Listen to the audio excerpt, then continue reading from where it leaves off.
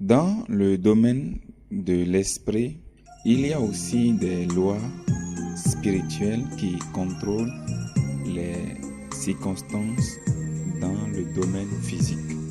Elles déterminent finalement le chemin de la vie d'un homme, parce que la vie est spirituelle. La loi de la foi est une des lois fondamentales dans le domaine de l'esprit. Et c'est bien ce que nous allons étudier aujourd'hui.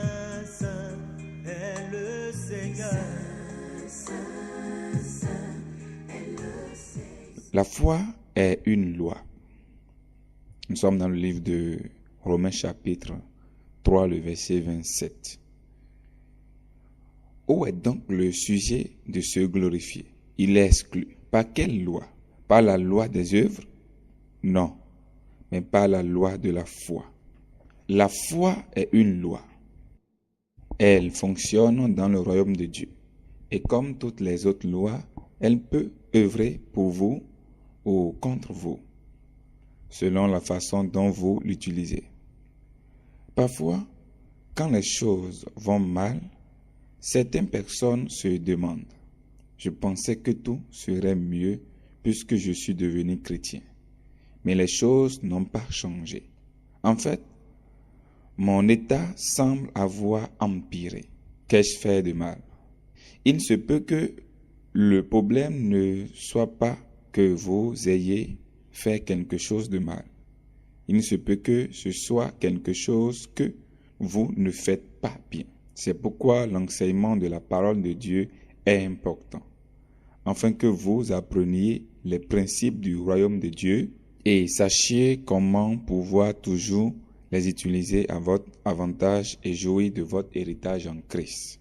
Il y a beaucoup de chrétiens aujourd'hui qui ne comprennent pas la loi de la foi et ainsi vivent une vie de vaincu. De la même manière qu'un homme peut se méprendre sur la loi de l'électricité et le faire travailler contre lui, un enfant de Dieu peut souffrir des choses qu'il ne devrait pas souffrir à cause de sa mauvaise compréhension de la loi de la foi.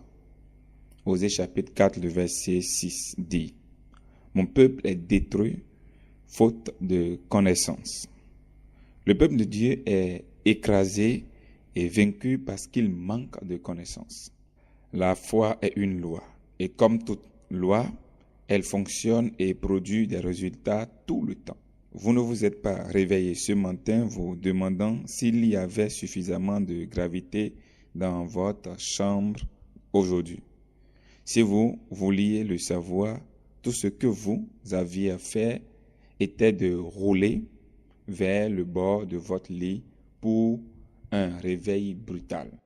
Romains chapitre 10, le verset 6 au verset 10. Ces versets des Écritures résument la façon dont la loi de la foi fonctionne.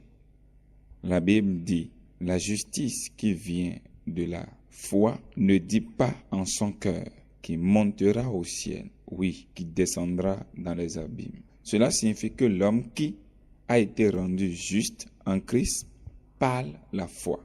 Il ne demande pas comment ça va se passer. Quand les choses vont mal dans votre vie et que vous voulez un changement, ne demandez pas dans votre intellect comment Dieu fera ça.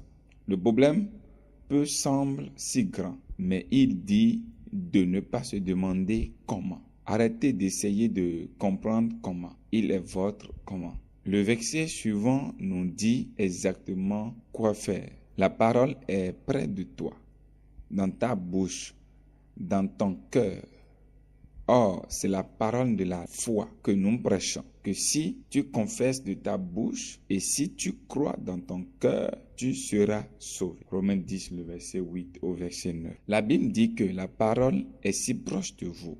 Elle est dans votre bouche et c'est la parole de la foi que nous prêchons. Si vous le confessez de votre bouche et le croyez dans votre cœur, vous serez sauvés. Le mot confesser est le mot grec homologeo, qui signifie parler des mêmes choses en accord avec. Cela signifie que vous dites la même chose en accord avec Dieu. Dieu a utilisé spécifiquement le mot « confesser » afin que nous sachions qu'il ne veut pas que nous disions juste n'importe quoi. Il veut que nous disions ce qu'il a dit. C'est le même principe pour le salut. Vous dites la même chose avec Dieu et le salut devient automatiquement votre. En opérant dans la loi de la foi, vous devez dire les choses en consentement avec Dieu. Cela signifie que vous parlez les mêmes choses que Dieu a dit vous concernant. Par exemple, Dieu a dit « Christ en vous, l'espérance de la gloire ». Maintenant, dit « Oui, Christ en moi, l'espérance de la gloire. Par conséquent, je ne tombe pas malade ». Dans Romains chapitre 10, le verset 10, la Bible nous dit pourquoi la confession est si importante. Elle dit « Car c'est en croyant du cœur qu'on parvienne à la justice et en confessant de la bouche qu'on parvienne au salut. » Cela signifie qu'avec votre esprit, vous croyez et être rendu juste avec Dieu. Mais c'est votre bouche qui vous renvoie ou qui vous amène vers le salut ou dans le salut. Mais croire, c'est là où beaucoup de gens se sont arrêtés. Ils disent « Je crois, donc je ne comprends pas pourquoi les choses vont mal dans ma vie. » Le problème, c'est qu'il y a quelque chose que vous avez et que vous n'avez pas bien utilisé. Votre bouche, oui, votre bouche. La Bible dit, c'est en croyant du cœur qu'on parvienne à la justice.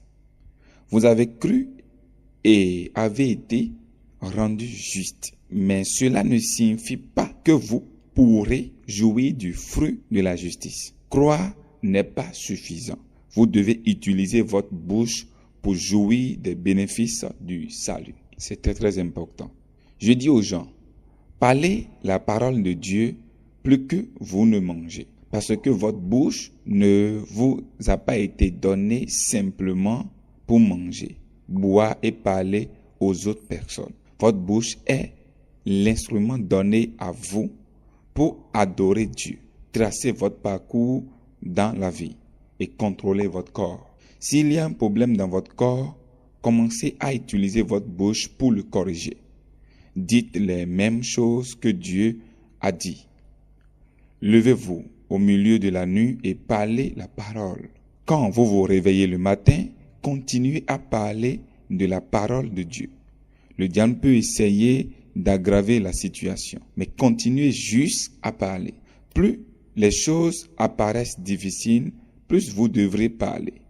Parce que plus le problème est grand, plus grand sera sa chute devant vous. Mon frère et ma soeur, vous qui m'écoutez, ne laissez jamais le diable vous effrayer jusqu'à ne plus parler la parole de Dieu. Qu'il tente de construire ses murs contre vous, continuez à parler. La Bible dit, quand les nuages sont pleins de pluie, il la répand sur la terre. Ecclésiaste chapitre 11, le verset 3. C'est ainsi que la loi de la foi fonctionne. Vous ne demandez pas comment. Vous prononcez des paroles pleines de foi. La Bible dit, la parole est près de toi. Ce miracle est dans ta bouche. Cette guérison que vous attendez est dans votre bouche. Cet enfant que vous désirez avoir est dans votre bouche. Paul a exprimé une pensée semblable dans 2 Corinthiens chapitre 4, le verset 13. Et comme nous avons le même esprit de foi qui est exprimé dans cette parole de l'Écriture, j'ai cru, c'est pourquoi j'ai parlé. Nous aussi, nous croyons et c'est pour cela que nous parlons. Vous croyez et parlez. Voilà comment marche la foi. Quelqu'un pourrait dire, j'ai parlé, mais rien ne se passe. La vérité est que vous avez parlé sans croire. N'importe qui peut parler comme un chrétien, mais cela ne signifie pas qu'il obtiendra quoi que ce soit. Dieu nous a déjà montré la façon dont la loi de la foi marche. Tout d'abord, vous croyez, puis vous parlez. Vous dites ce que Dieu a dit, ce que vous avez cru en votre cœur, et vous pouvez espérer que ces changements se produiront. Peu importe l'état dans lequel est votre corps maintenant, continuez juste à parler la parole de Dieu. Remarquez que l'apôtre Paul n'a pas dit « nous avons cru aussi » et c'est pour cela que nous avons parlé. Il a dit « nous croyons aussi ». Et c'est pour cela que nous avons parlé. Cela signifie que c'est quelque chose que vous faites en permanence. Vous continuez à croire et à parler. Vous ne vous arrêtez pas jusqu'à ce que vous receviez votre miracle, parce que la foi est une loi. Si vous désirez recevoir l'Esprit Messager, vivre pour l'essentiel, abonnez-vous à notre téléweb connaissance.tv ou dirigez-vous vers la librairie Monde de la Connaissance, 6 à Togudo, sur le pavé en allant à Wame juste après la première voie à gauche. Email contact@connaissance.tv.